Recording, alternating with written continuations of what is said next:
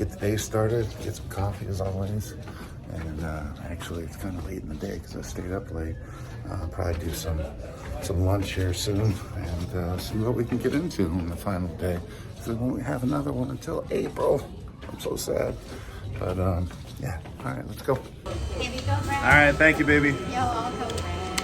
I just can't get away from a good time.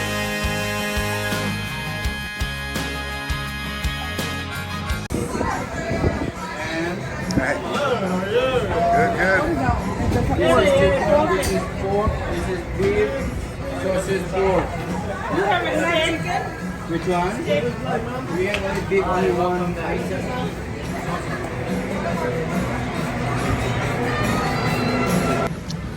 All right, so you saw the guys Pig and Anchor barbecue they have on C days right there. I don't know if we're gonna get any of that though, just because the last couple times I've gone, I haven't been too impressed. Now that I'm smoking my own meats at home, yeah, it's kind of gotten the hang of it, and you know, in comparison, it's not quite as good. I don't know whether it's the grade of meat they're using, or if they're not smoking it as long, or what exactly the reason is, but it just doesn't come out quite as good. Doing a little walk here outside though. Never get tired of this. Just love seeing that wake disappear in the background. It's like watching a campfire or something, but in a different way.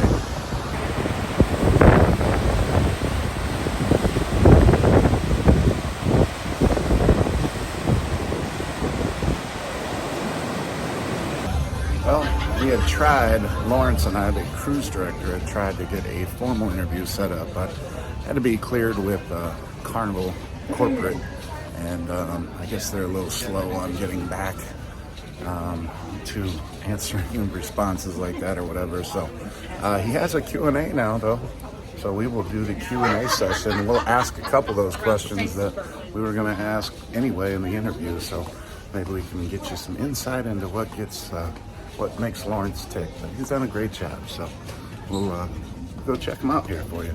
And awesome, everyone. It's awesome because you're all here. So hello, hi. All right, if you haven't got to meet me yet, everyone, my name is Lawrence. I'm your cruise director. Everyone say, hey, Lawrence. Hello, so glad you're all here. Now, the Q and Awesome, this is what we're gonna do, right? This is your chance to ask all of those burning questions that you have about ship life, how I started the job, what ships I've been on, destinations, any questions you can think of about ship life on board. Now, like I said in the morning show, 2 things I'm not allowed to talk about. You can't talk about security for safety purposes. You can't talk about salary, but anything else, you're 100% able to ask me. I'll try to answer to the best of my ability. My question was, what's your favorite cruise story, or like the funniest cruise story? Well, I got a funny one. This happened on I think maybe it was on the Splendor. There was this woman who was, I remember, I'll never forget because it was 80s night. You know how the photographers have the backdrops that you take pictures in front of? So it was 80s night, and one of the backdrops was like this brick wall with neon graffiti on it, so you could put like a tutu on and act like you're Madonna or something, right? So it was 80s night, and this lady was out on the promenade enjoying her Cheers package, if that makes sense. She was having a real good time. Right, and so she sees this backdrop and she runs full force, like Usain Bolt. She runs towards it, and because she is in the state of mind, she thinks it's a real brick wall. So she like does a handstand and throws her feet up thinking the brick wall's gonna stop, except it's fabric, right? Not a brick wall. So it absolutely crashes down, all the lights come down, the whole backdrop goes, she knocks the photographer over, so everyone like naturally runs over and they're like, man, are you okay? And she gets up and she's like, I'm good. Did you get the shot? And the photographer was like, no ma'am, I didn't. She goes, oh, and she grabs her drink and walks away. I think being a host, there was, okay, so I was doing the Love and Marriage show one time. I was covering the Love and Marriage show for one of my cruise directors, and I asked I asked the husband, I said, name one person from your wife's side of the family that you would want to kick off the island. So he says this name, and then the next thing I know, a shoe flies right past my face and past him. And I'm not even connecting the dots at that point. I was just like, come on, family, like, stop, like, who's throwing shoes? The name that he gave out was in the audience. So that lady was in the audience. And I was like, no, it's all fun. And she was like, no, it's not. And it was like so for the rest of the cruise, like the whole family was on edge and everybody was talking about it. They went in the nightclub and caused havoc, and I just went into hiding for like the rest of the cruise. It was really, That was some drama. And it's sometimes when you meet strangers and like you've had too much to drink, it can be like, oh, what's going on? But when it's family, there's like some deep-rooted stuff going on. So that was a little bit of drama. How long have you been working on cruises? How long have I been working on cruises? Very, very good question. I've actually been working on cruise ships since 2017. My first ship was the Carnival Inspiration out of Long Beach, California. Short 3 and 4 day cruises. But yeah, since 2017, right after I graduated school by the grace of God. So yeah, since 2017, that seems so long ago, and now we're in okay, somebody do math for me. 2023, 2017, how many years? Is that 6? 6 years, that's incredible. Love that. Yeah, some fans out there. Okay, what's your question, dude? My question is, what is your most embarrassing moment on a cruise? My most embarrassing moment on a cruise. What a good question. Okay, I gotta tell you this story. I don't know if y'all were there for this, but this is actually on the Vista when I was a bingo host. I was hosting bingo, right?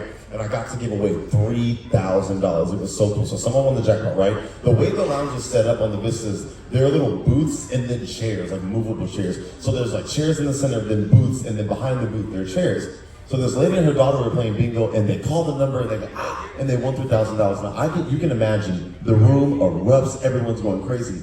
There's nothing more frustrating when you're on stage and something great happens, and the reaction is like lackluster, right? So the daughter stood up and is like screaming, like, ah, we won. And I'm like, ma'am, you just won $1,000. And she's putting her hands down. I'm like, ma'am, stand up, you just won. And the room is going crazy. People are buying drinks. And I'm like, ma'am, get up, get up. And the fun squad will run to the end of the stage on this side and are like, stop talking. And I was like, no, you just won $3,000. Stand up, ma'am. And she goes, I'm in a wheelchair.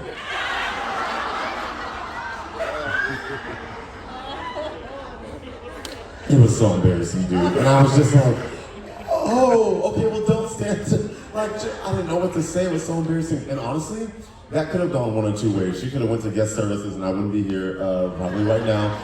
But I went over and I was like, I am so sorry. She's like, Lauren, she had no idea. She's like, you can't even see my wheelchair. Like, it's okay, give me my $3,000. And I was like, yes, ma'am. Like, it was so embarrassing. And for the rest of that contract, all the team reminded me of that day every single day. So that was one of the most embarrassing moments. And short one, 4 cruises for y'all got here. I walked out on the stage for Love and Marriage. I was 2 steps on before one of our stagehands, Sarah, goes, Lawrence. And I go back and I had a big rip down the back of my pants. And I had no idea, and I would have went in front of everyone with the ripped pants. And embarrassing stuff happens all the time. It's really, really great question. Okay, right here. What's your name, sir? Where are you from? Brad, host of Coach Cruise from Chicago. Hey, host from Coach Cruise. I like that. Is this my good angle? Hold on, wait. Let me look natural. All right, Coach. What's your question for me, sir? All right. So you mentioned earlier you've cruised with a number of cruise ships, a number of cruise directors. Yeah. And now you're a cruise director yourself.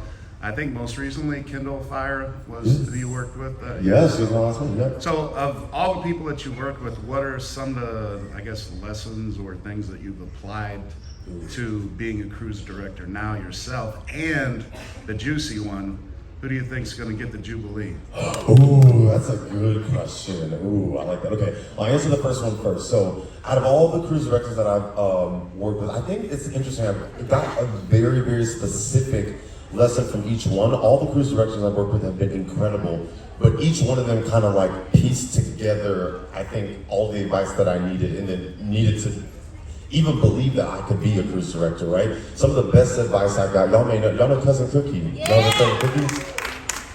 It's a great man right there. I remember when I got promoted and I found out I was coming here, I reached out to him, and him and Schwartz were really, really big on you have to be yourself, right? It sounds really cheesy because we have a performance job, like we're in front of people, so you kind of have to read the room and adjust, but what they told me, they were like, if you're anybody but yourself, people will see straight through you. So like, you gotta be it there, and you have to be Lawrence. Do not try to be Cookie, do not try to be Schwartz, do not try to be Matt, do not try to be Kendall, because it will not work. There's only one. And he said something incredible. He was like, I will never be Lawrence will never be Cookie, Lawrence will never be Matt will never be Lawrence. So as long as you get up there and you're authentically 100% yourself, it will work out for you no matter what. And I was like, oh, this is really, really good advice. Which is sounds like an easy thing to do, but it can be kind of hard when you're really, really trying to get everyone involved and have a good time and figure out what works and what doesn't. But it's worked well so far. I hope y'all like me. Thank you for that. Even the family's clapping. I love it. And who do I think is going to get the Jubilee? I don't know who's going to get it, but I do know that there is a Facebook page that says Kindle Fire for Jubilee. Have y'all seen that? Y'all haven't seen it? Excellent. So what you're going to do is you're going to go on your phone, you type that in, and then you click like and share and see how many shares with you. I think she'd be a good fit for her. There are a few people who would be really good for her. I think her or Cookie could absolutely slay that. So,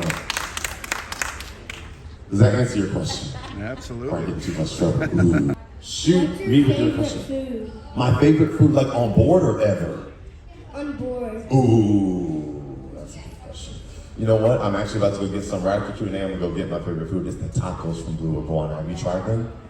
Have you tried them? No. Listen, you gotta get a taco, but don't make it like a wimpy taco. I see some people going to get tacos and literally just put like meat and cheese on them.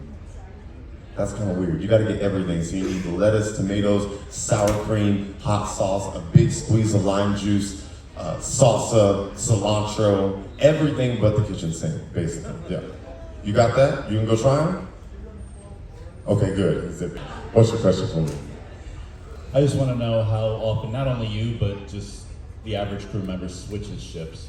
Oh, nice. Yeah. So we're basically contract based. So when you get on the ship when your contract starts, leave when it's done. So it just depends on the length of that. So like I do 4 months on, 2 months off. When I was a host before cruise director, they do 6-month contracts. It's like super long. So you like 6 months the whole time. There's no like switching or day off or anything like that. So if you get on the ship January and you have a 6-month contract, you will get off 6 months later, right? So you'll finish your contract. I know the captain, I couldn't do it in my head, I didn't really. The captain does 3 months on and he does 3 months off because he has a lot of responsibilities to take care of. But yeah, it just depends on when your contract's done. The longest one I've ever done was 8 months. And no, I didn't want to, that was when I was in Australia. I kept emailing the head office, I was like, can I stay? And they were like, go home. I was like, no, I'm so happy. Like, yeah, I did 8 months. I know some people do 9, but I think if you do, like legally, if you do 9 or 8 months, you like have to take 4 months of vacation just to make sure you're like all good to go ready for the next one. So, answer your question? Yeah.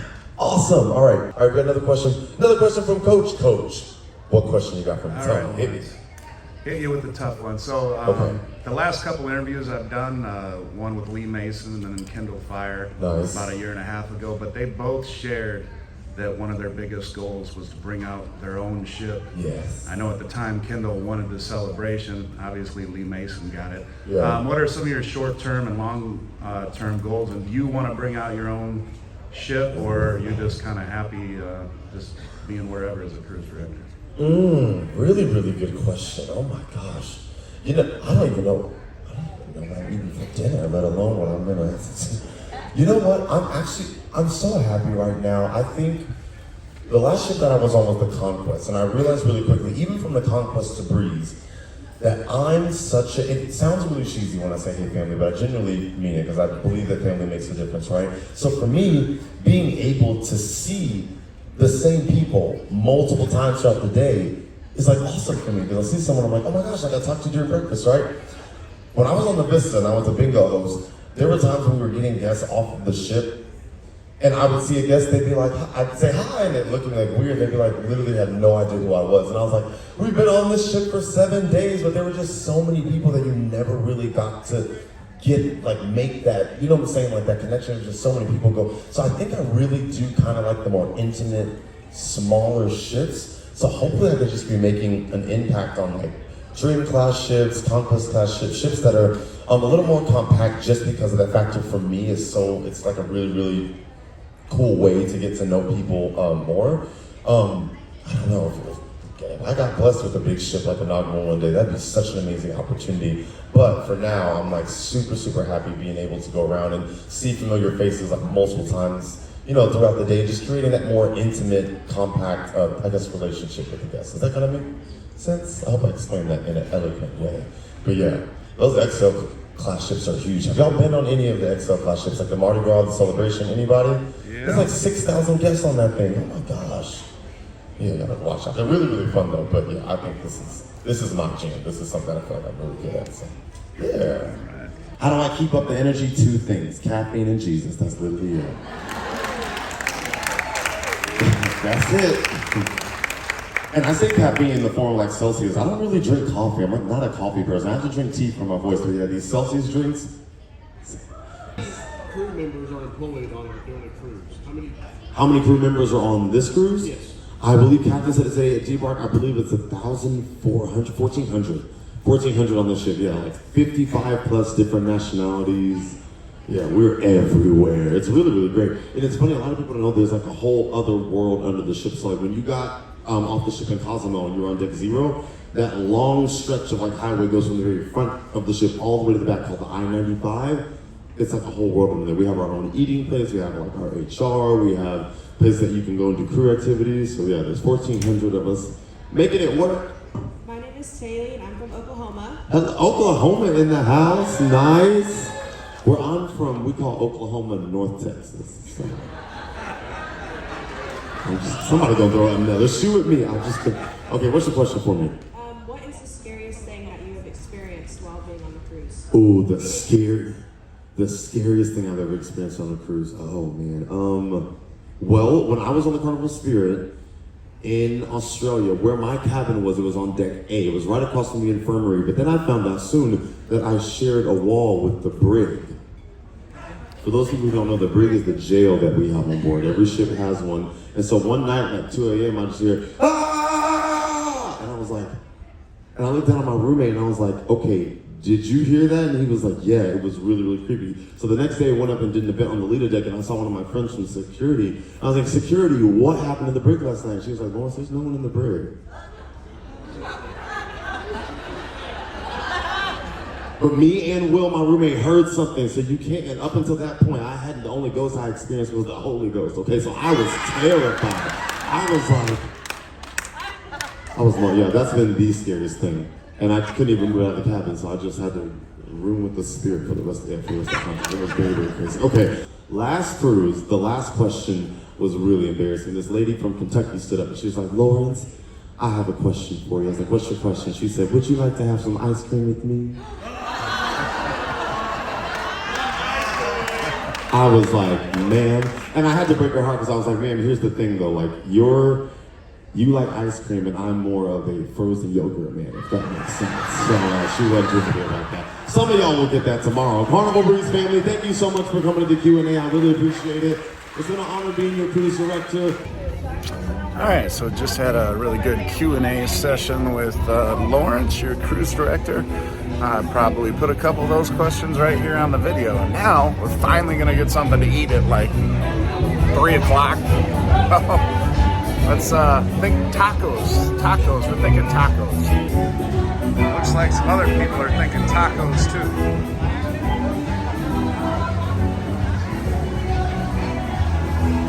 Wow, look at that. The line is shorter for Guy's Burgers than it is for tacos. I mean, what's the line? Honest to God, this is the first time I've ever seen a taco line be longer than Guy's Burgers. True story.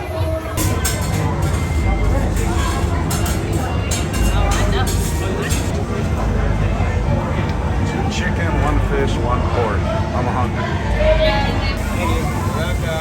How you doing? Can I get 2 chicken, 1 fish, and 1 pork? 2 chicken, 1 fish, 1 pork.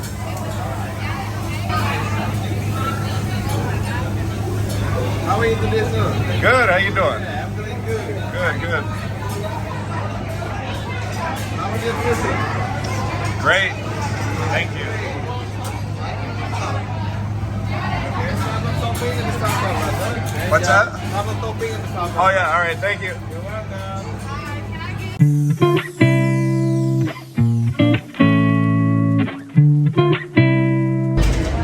Look at my pretty tacos.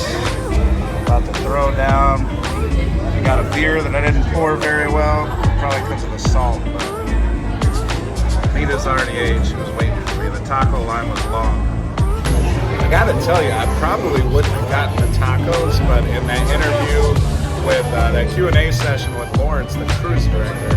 He had said his favorite thing to eat on the ship was the tacos, and to make sure you load them up and everything, which is obviously exactly what I did, and they were on point, let me tell you.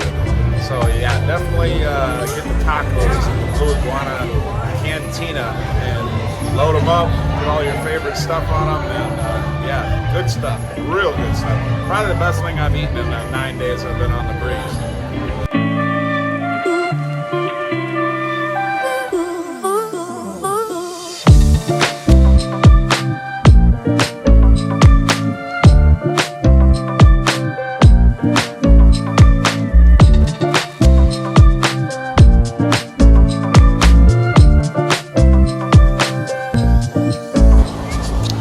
Must have been making pretty good time because we're not moving that fast, but see the beautiful lake in the background here, and cold beverage. I say one of my favorite things to do, get your cold beverage, hang out the back of the ship, and just watch the lake disappear in the distance for a while.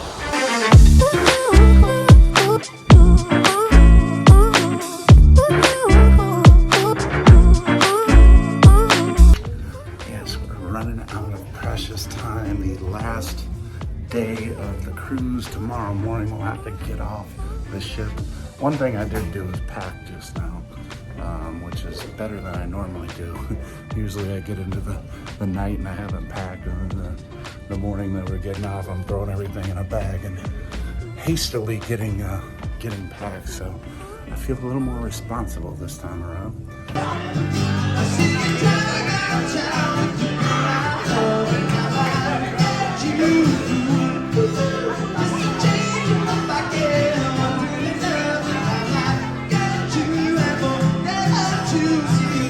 Shrimp and prosciutto tossed in vodka sauce.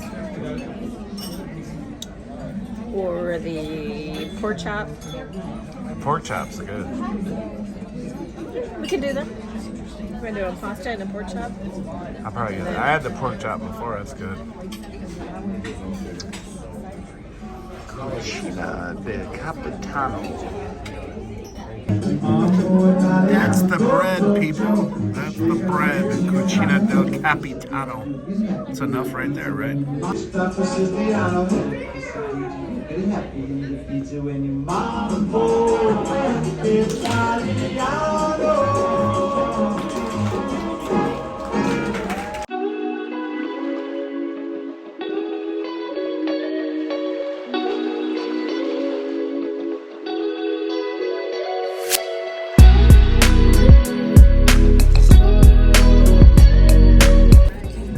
Tomahawk pork chop, Cucina del Capitano. Beautiful, beautiful.